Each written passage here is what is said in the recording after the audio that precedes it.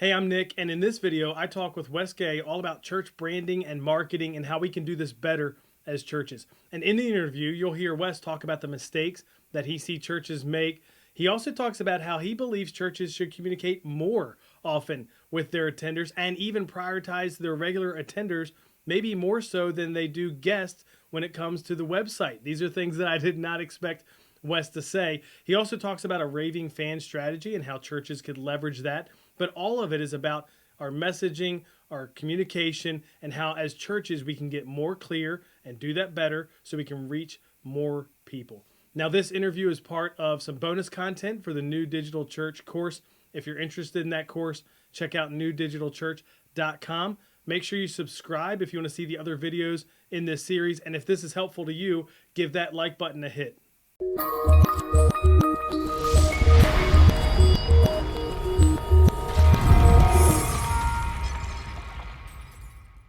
Hey, Nick Blevins here, and I'm here with Wes Gay. Welcome, Wes. Hey, Nick. Thanks for having me. Yeah, you bet. Tell us a little bit about you and your business and some of your story. Sure. So I live just outside of Atlanta, Georgia, with my wife and our two kids, and we're expecting our third in October of 2020, and our very obnoxious dog. So let me just apologize if you hear a loud barking. It's because he is loud and large and sometimes obnoxious. So it is what it is. But I run right now, or for the last several years, I run a marketing agency called Wayfinder. You can see strategically placed behind me in all Zoom calls. And what we do is we help people understand and implement the StoryBrand framework in their business. So think marketing, sales, customer service, but that's websites, that's messaging, marketing campaigns. I mean, a whole array of stuff. And it really centers around how do we help businesses figure out and organizations how to talk about themselves in a way that people care? Because we're in such a noisy, crowded space these days that businesses have to be really clear in their messaging or they simply will not cut through the noise. So I've done that since 2016. Prior to that, I spent about 10 years in the church world. My dad is a worship pastor, so I grew up in it, went to Christian college, was a music major, served in churches then, served in nonprofits, worked in church, I mean, the whole thing. So I have a deep background in the church space. I have a lot of friends who still serve churches all over the country. And occasionally we do work with some, but for the most part, I'm in the business world typically on a day-to-day basis. Yeah.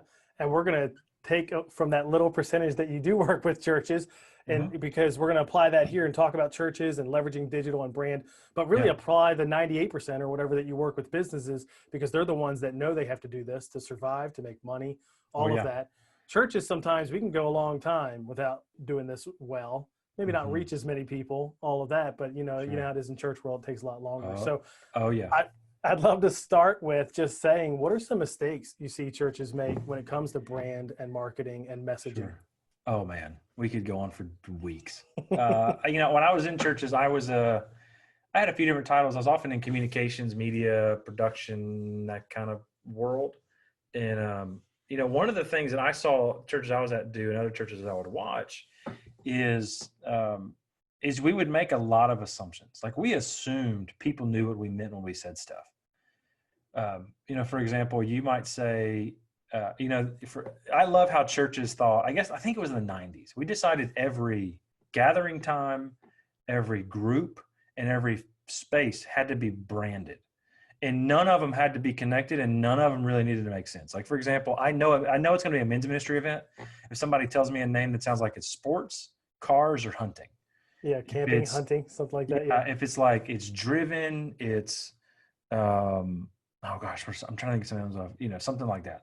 And if it sounds like I need a helmet and a medical release form, it's probably student ministry, right? Ignite, Collide, Impact, Fallout Shelter was the name of the student building when I was in high school, which was really. I grew up in South Alabama, so it's a triple wide trailer.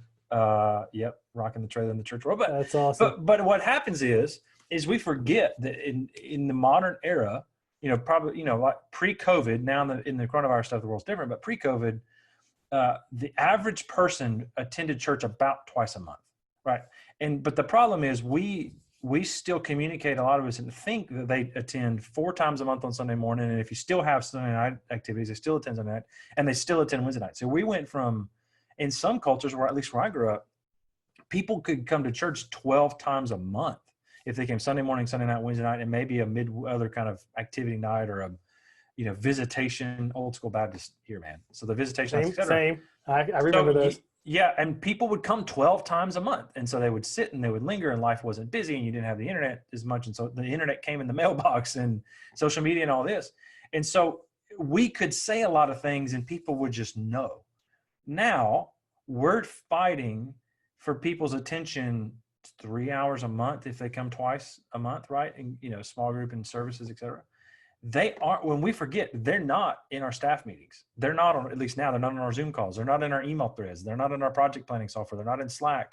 They're not in our text message conversations. They're not on our phone calls. They're not in those, when we could be in the office, those hallway conversations, et cetera. They have no idea what we're talking about half the time, right? And even, I would argue, your most faithful people, your chairman of deacons, or that one lady who's been a small group leader for 25 years, or that other person who's been head of the preschool, kind of not extended session, man, that's an old school term too, but like who's been head of preschool volunteers since, 2007, like those people, they still have no idea what you're talking about. Right. So let's cut all the cuteness and fight for clarity, because in today's world, clarity is king. Like that's what cuts through and that's what wins, because we remove the need to have to explain stuff. Right. And because the more you have to explain, the more mental space you burn up in people's brains. So not only is it going to be the less they remember, but in a church context, I think you're giving them less space to remember the music they're singing and the message that they hear. And that's the goal, not the cute name of your next event or some silly brand. Like I worked at a church where nobody knew if a certain space was called the Jungle Room or the Island Room. No joke. Because it had been rebranded twice in 3 years and nobody knew what it was called. And so finally I just started saying, it's that big room, third door on the left. Like, oh yeah. And I would get a different answer. It was the attic. It was the Jungle Room. It was the Island Room. It was never the same whenever I asked people what it was called. And you're just confusing people. And we just simply do not have time to confuse people, because we're also fighting against not other churches, but every other organization on the planet is spending a ton of time, energy, and money to get their message across really clear, to gather the limited attention of your audience. And so we've got to know that's who we're up against, and we've got to fight to get really clear. Otherwise, we're just going to lose people. Yeah. Now, as you say that, I think about in church world, we usually act like we're talking to people who are core committed. They're supposed to know it's called the Island Room or the Jungle Room or whatever it is. And you're right, they don't. And then there's this other part, though. We're also trying to communicate, especially on our website and on social media, with guests who haven't even attended yet or even watched the service online. So there's like two parts. A lot of churches, I would say probably it's 99%, if not more, to the church people, who already call this place home. How do you think a church should approach it, right? Instead of making that mistake, communicating too much, getting too cute, if we think about both groups, attenders and guests who haven't attended yet, pick which one you want to start with. How do you think we should communicate? What are some examples of cutting through that noise? So I'm gonna have a hot take here. I think that we vastly under communicate to our members. And I get why people go so heavy into guests and visitors, because we want to be open, we want to be inviting, we want to be engaging, we want to reach people, all that kind of stuff. The challenge with focusing so much there that you don't leave much space for your members is you're actually limiting the potential of having guests and having visitors. Because every company, every business knows the best way to grow is through referrals. Or who's going to refer you? People who love you, you're raving fans, your best customers, et cetera. I mean, Chick-fil-A, I live in Atlanta. There's 6 Chick-fil-A restaurants within 15 minutes of my house, 2 in the same parking lot, 1 in the mall, 1 in the parking lot of the mall. It's dumb. That's great. I mean, no matter where they're always wrapped. The double drive-throughs are always wrapped around the building. If they ran coronavirus testing centers, we'd all get tested like this. Yeah, we'd be a lot better off. Or if they would run polling places when the election comes around in November, it was the same way. But the reality is, like, Chick-fil-A has a raving fan strategy. Literally, they have a plan to how to get me and you to become such good fans of Chick-fil-A that they could actually spend less money on marketing, because we're going to not only keep buying from them, we're going to do their marketing for them. If you want to grow any business or any organization, you have to engage your core audience. In a church, your core audience is your members. Now, the thing is, you have to engage them with those guests and visitors in mind. So it's not just, you don't want to create the holy huddle, right? That creates all sorts of problems. You don't want to create an exclusive environment, But you do want to make sure you're communicating to your members, hey, what are the opportunities they have to give, to engage, to serve, to get involved, to lead a small group, to join a small group. What is a small group? I mean, there's a lot of things you have to communicate. And so I would say churches under communicate to their members, and then they wonder why they're having a hard time getting guests. Because what happens is you may spend a lot of money on, there's a lot of consultants now in the church world who are focused on like first impressions and visitors and welcome and guests, and they'll give you some ideas about how to attract more. But if you really want to consistently and steadily grow, focus on communicating clearly and effectively to your members, and then also do the same thing for your audience. Because I think if you communicate clearly to people who are there every week, it's going to be pretty clear to the people who are coming, because at the end of the day, clarity is what you're fighting for. Now, the tension though is you can't talk about in churches one over the other without somebody getting mad and saying, well, does that mean, Wes, you're saying don't talk about visitors? No, talk to visitors, right? You have to engage them. You have to make it really clear what their next steps are and how they can get involved and what the path is for them to become part of your church, et cetera. But I would say don't underestimate the power of communicating to your people. Like, I love when people say your website should only be about visitors. I would argue that's crazy, because when a mom who's a faithful member of your church needs to know what time the children's ministry thing is, or knows there's a form she's got to fill out for the youth ministry thing, student ministry thing, or just needs details, where's she going to go? The website, right? But if you don't have that stuff there because you think, oh, this is just for visitors who aren't coming, where are they going to find that stuff? Right? The last church I worked at, we tracked the analytics, and I had people on staff say it should all be externally facing. And I was like, I agree. Just know our data and analytics say people come to our homepage, and then the next 3 top visited pages immediately after the homepage, like people click the homepage and then immediately they go to children's and preschool and student ministry. I mean, the data was overwhelming. And then when you started to actually track it, it was like, wait, these are actually people who attend regularly based on what they're clicking through and what they need to know.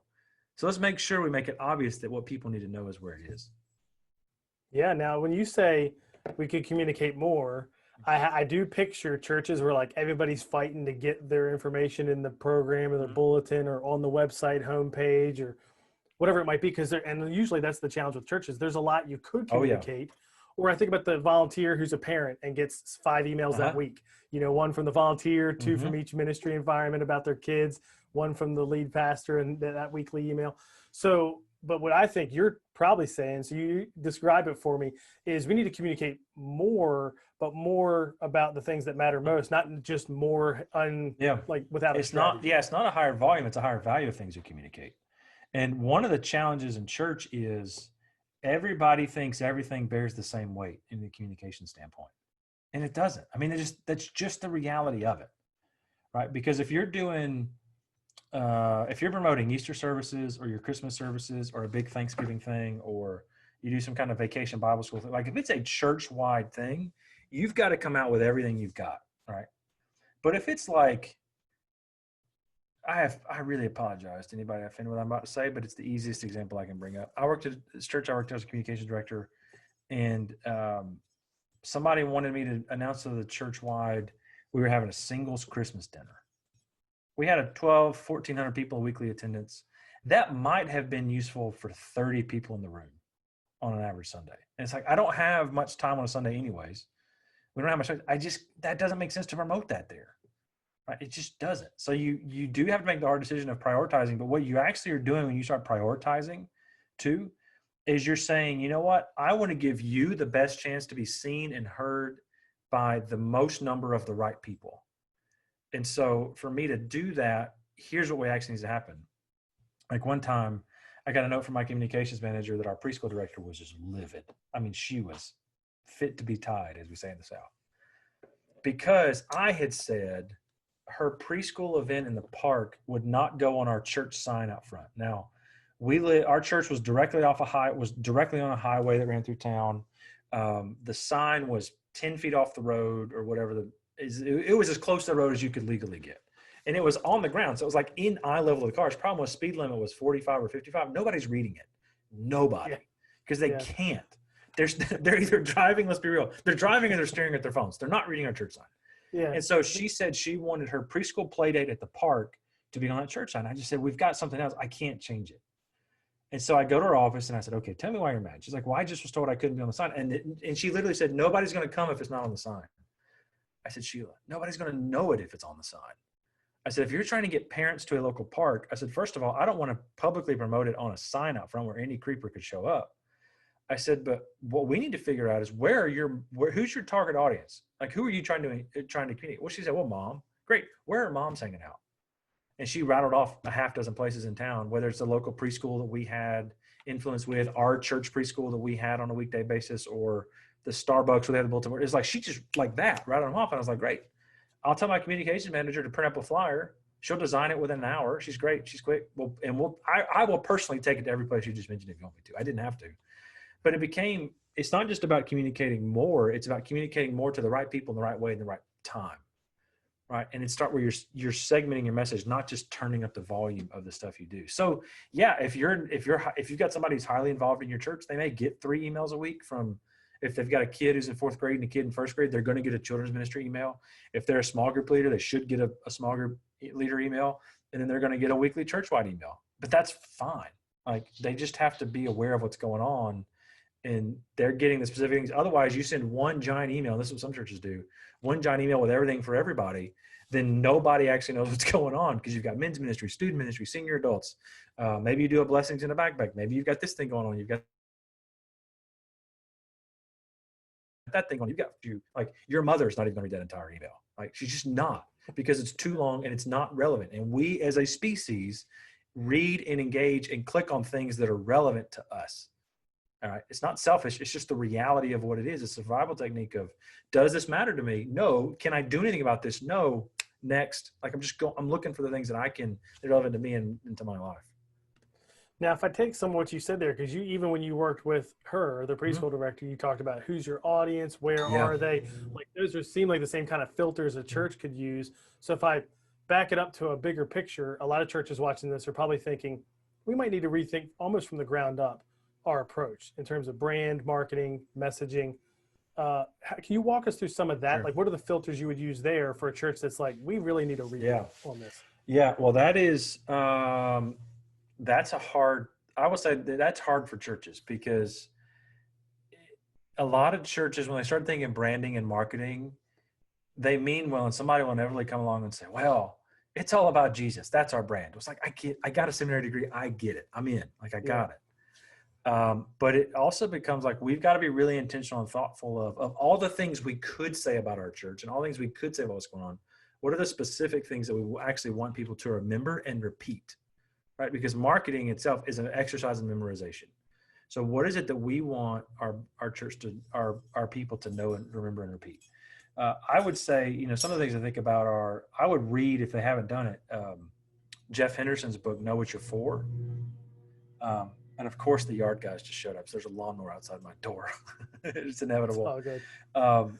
But like, that book really helps you think about it as a church. So many of our churches, and the premise of the book is so many times churches are knowing what they're against, what we're protesting, what we're mad about, etc. But what are we actually for? Like, what are we promoting? So Jeff Henderson's pastor Gwinnett Church, which is one of the Atlanta North Point campuses here in Atlanta, and they just decided, and we live in Gwinnett County, Georgia. And so Gwinnett Church decided early on, we're going to be for Gwinnett, #for Gwinnett. And so that literally drives their entire strategy. So I think it was last week, they did one of those drive-through kind of deals at their campus, giving out bags of goodies to incoming kindergartners. So children's ministry did, because that was the thing that was for Gwinnett. Like, they're constantly doing stuff, posting and tagging it. Like, that drove their entire strategy, because that's become their brand. Like, that's who they are in the community. People are coming to the church. They've grown incredibly well. And they've been thriving for years because of it. So I would read that book. Another filter I would say is be willing to admit who your church is for and who it's not for. I was in a room in Nashville 2 years ago doing an event with a company called PushPay that does online giving for churches. And we had probably 30 or 40 churches in the room, from all around Metro Nashville.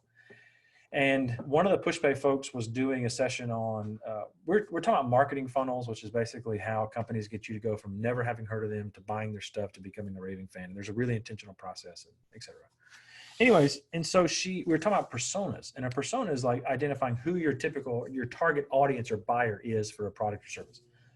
And she said, here's what I want you to do. I want everybody to sit and think about, who do you, what was the question? I'm trying to make sure I don't screw it up, because if she sees this, she'll correct me. But basically it was, think about a group that you think represents some kind of a majority. It may not have to be over 50%, but like of all the groups in your church, which one is the biggest? And so she went around the room to every single person, right? 30 or 35 people. There were no two churches that were the same. And you had churches that were the same denomination, churches that were the same size. Some churches were down the street from each other, and nobody had the same group. Nobody. And her point was, she was like, isn't it amazing that we have such a wide array of churches here from Nashville? Some of y'all are down the street from each other. Some of y'all are neighbors. Some of you are in the same denomination. But everybody realizes your church is specific for a certain group, and that's okay, right? So, for example, I worked at a church that I've talked about here in Metro Atlanta.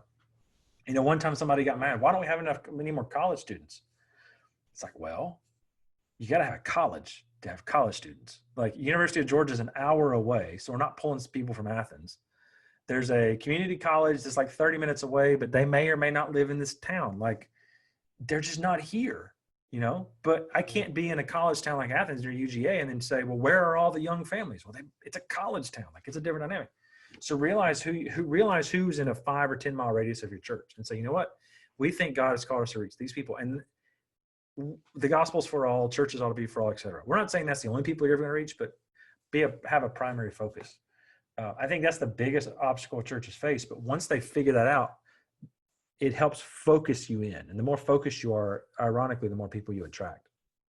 Yeah, because you end up attracting those other people too, but it's built on that primary audience that you're reaching. Yeah. And it becomes this filter, this guiding principle, this filter for every decision. Like, there's a church in Phoenix, Christ Church of the Valley. They've got, I forget how many campuses now.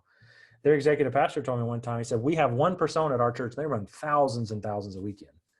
And he said, we call him Max. Usually with a persona, you make up a name. And he said, Max is in his early 40s. He's more of a white collar kind of job. He's management, he's whatever. He's got 2 kids. He lives in Arizona, so he loves golf. All right, he's a sports guy, and he just kind of rattled off all these things. And then he said, that has literally defined our entire strategy as a church. He said, we chose that one because we know statistically, if you reach dad, you reach the rest of the family. So if we reach 1, we can reach 3, 4, 5, 6, depending on how many kids they have. And he said, we have church swag like some people do, but what is our church swag? He said, it's Nike golf polos with our logo embroidered on them, because he's a white collar professional who plays golf. And what do you wear? Nike golf polos. He says, it's just like, our events aren't dumb. They're not normal dumb Vins events where it's 6 a.m. on a Saturday morning with cold biscuits and bad coffee. And the topic is, don't be a pervert for Jesus. It's like, we know who our audience is, and that's who we're talking to. And it just so happens when you talk to that audience, more of that audience starts to show up, because you're able to focus and filter and get really intentional about what you're doing. Otherwise, we kind of take what I call the Bob Goff approach, which is everybody always. And that's a great Bob Goff book, but it's a terrible marketing plan, because nobody really knows what your church is about and who you're for and who you're trying to reach and what you're doing. And you've got to be really focused and really specific. Otherwise, you're just going to be chasing everything, and at the end of the day, reach no one. That's a good description of a lot of churches, because even if they're not chasing a lot of different personas, which I would say most churches are, because there's that sense of like, well, we want to be for everyone and not leave people out and whatever. You're also doing things for everyone, which is hard to do well. Yeah. I grew up in that kind of church where we did a million things, none of them well, for a million different types of people. And so that there is a lot of power in focus for sure. Yeah. I mean, it's like, I heard of a church in Florida one time, Central Florida, that did what was it? Once, let's just go after the stereotype. If you're in Central Florida, there's a pretty good chance you live near some retirement communities, right? It just is what it is. Yeah. And so this church, while it had a fair number of seniors, it wasn't their biggest population, but they lived in an area with a lot of senior adults. So they wanted to serve their community, and they knew who their community was. So what did they do? One Saturday, they promoted it. They had a bunch of men in their church who were good with cars. They offered free oil changes for senior adults. You just come by the church, they'll change your oil for free and go on your way, because a lot of senior adults may be on fixed incomes from their retirement or the Social Security or whatever. I've seen other churches who do something, I've seen they do a similar thing for single moms, because they realize that's a big need in their community, and they feel like they're uniquely equipped to address some of those issues. So you just have to be really honest and say, you know what, this is who's in our community. This is who we know we can serve. We trust the other churches in our community who are also actively trying to serve our community. There's going to be a place for everyone, right? And we want to serve everybody here, but the reality is we know we're uniquely called and equipped and gifted to reach this group or these people or meet these needs in our area. And then you just have to get after it. Well, it makes me think about how much of marketing and branding is probably choosing what not to say, right? I mean, that's Oh probably man, like what no we kidding. don't do. Yeah, and it's to pick what we do say and say it Yeah. over and over again, like you said, repetition, memorization. Yeah. Editing is one of the hardest parts in marketing, right? Like one of the things that I've learned over the years with great writers, I like studying or hearing screenwriters talk. Like what's the process of making a movie? Like I've seen some interviews with the guys who wrote the last several Avengers films, which is fascinating to me. These two guys, they literally followed a formula, by the way. We could talk about that another time, but it's like they talk about all the things they had to leave out. Right? And Endgame was still 3 hours and 2 minutes long. And think about they had a lot of things they had to cut out because they had to keep it focused. Right. And so one of the big challenges for churches is we feel like there's things we're not doing. If we don't do certain things, then we're being disobedient or we're not doing what God's called us to do. It's like, no, we actually need to do more of what we know God's called us to do and get really tight and really focused on those things. Yeah, definitely. Well, you don't work as much with churches. I think some of that's probably because unlike businesses, maybe not willing to make some of these hard decisions and say no to these things or do whatever. Yeah. But in case people are interested, maybe they want to have a conversation. They're like, yeah, we're Sure. open. What does that look like? How can people follow up with you? Yeah, you can just shoot me an email at wes@wesgay.com is the easiest way to get in touch. I feel like I may need to defend myself here. The primary reason I haven't worked with a lot of churches is because for whatever reason, the doors have opened up in the marketplace, in the business world. And so that's where just a lot of opportunities have come along. I love helping churches. I know there's a huge need for churches. I have a lot of friends who run church related companies, interactive in churches, et cetera. So I do like serving churches. I don't want to feel like, hey, Wes just chases the marketplace, but yeah, just shoot me an email. I think the one of the things that we could do, and we build websites and all that other stuff. The real thing is we can help you figure out what to say about your church. Like, what is that? I'm doing a workshop in September for a bunch of church leaders on how to create an elevator pitch for your church, right? How do you get that summary statement down so that everybody on your staff says it, your core leadership says it, then eventually your people start saying it. And it's not just those catchy slogans that we love to build out, but something that's a little more like what the business world uses and companies use to get you to do business. So shoot me an email at wes@wesgay.com and we'll talk about what it would look like to do one of our brand messaging strategy. And how do you get your messaging nailed down and get focused in so that you can really drive, I think, growth. Yeah, and I would say you probably would love to work with churches. I don't know of many churches though who do. I mean, maybe on one hand I can count the number of churches who said, "Hey, do you know who we can work with to get better with our messaging and our brand?" Yeah. There's just like this assumption that they're like, "No, we got it. We got to do this, or it's fine." And so I think that's part of why you don't see a lot. But maybe after watching this, they're going to say, "Yep, let me reach out. I'm going to email Wes." That'd be great. Yeah, dude. I mean, really, when even companies, they go, "Why do I need better messaging?" And it's because we live in a really noisy world. You do, I do, the people watching this do, their staff does, their spouses do, their congregations do. I read a study a couple of years ago that said the average person reads about 100,000 words a day. That's stupid. At that pace, you would read the ESV version of the Bible in 7.5 days. Right. That's pretty bonkers. Remarkable. Yeah. It's bonkers. But you think about it, like if you just read one hostile friend's Facebook post about politics, you're going to knock out 20,000 words in the comments. Yeah, there it goes. There's the dog, by the way. Had to make an appearance. That's yeah, good. He did. I guess somebody's in the backyard or the lawn guy. But anyways, and so we live in a really noisy world, and we are all, frankly, skimming now. Right? And we will stop and read and engage with things that interest us. Right? This whole idea that our attention spans are short is bogus. We're just allergic to boring. Right? If it's interesting, we will watch a 15-minute vlog of somebody's day that may not have some grand lesson, but it's like, well, I'm watching Casey Neistat for 12 minutes talk about something he ordered on Amazon because it's well shot and he's interesting, right? But I may not care less for a 15 or a 45-second clip that's just boring. But how do we get interesting? How do we engage people so that we can hook them in and they're going to respond to us? And we focus in on their problems. What are they struggling with? What are they dealing with? How can we help them solve those problems? That's the essence of great marketing. And I think that's the greatest is really of great communication is connecting especially in churches, how do we connect eternal truths in timely ways? Right? So that we can show, hey, we know you're having XYZ problem. Here's what the Bible says about it. As a result, here's what you need to do. And it becomes a lot more personal. This is where I think, having been in marketing now for several years, a lot of churches kind of get out of sorts. It's because they tend to live more in the aspirational space. You've heard them, right? You hear these sermons that theologically are second to none, right? They're great, lots of big words, really deep, heady, thoughtful. And I've heard a bunch of those, and I'll get, and I'm sitting there going, I had this happen to me one time last year. A church we go to, I think the children's pastor was preaching. And he made some comments, and I thought, that's great. That's a deep theological truth. But that doesn't mean jack to anybody in this room on Tuesday at 10:37 when we're in a meeting or we're in a difficult work thing, or about how does that apply to my daily life, and how does that make me more like Jesus? How does that help me make the world a better place? How does that help me serve and love people, etc.? And so if we can figure out the principles of great communication and figuring out exactly the problems that people have and how we can help people address those problems and keep doing that, just kind of rinse and repeat, your messaging will get a lot better, your communication will get a lot better, your announcements of all things will get a lot better, because we're focused on the problems that people have and how they can engage and respond. Yeah, definitely. Well, I hope some people reach out to you, some churches. Maybe we'll move up that number of percentage of churches that you work with. But thanks for taking this time and sharing with us. Yeah, Nick, thanks for having me.